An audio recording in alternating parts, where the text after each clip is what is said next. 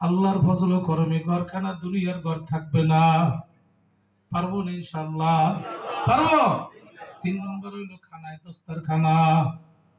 যেই ঘরের মধ্যে দস্তারখানা চালু থাকবি, খানার টেবিলে খানার রুমে দস্তারখানা থাকবি, খানা খাওয়ার পর দস্তারখানা ডালনায় ঝুলাইয়া রাখবে। যেই ঘরে দস্তারখানা ঝুলানো থাকবে ওই ঘরে আল্লাহর গজব ঢুকবে না। সুন্নাতের বরকতে আল্লাহর রহমত বৃষ্টির মতো নাজিল হবে। আল্লাহু আকবার বল। 4 নম্বরে, যেই ঘরে স্বামী স্ত্রী বেশি বেশি এক জায়গায় বসবাস করবি। ঢাকায় আছে বেশি বেশি, আমাদের এলাকার লোক ঢাকায় সাহেব হয়েছে, এখন শিল্পপতি হয়েছে।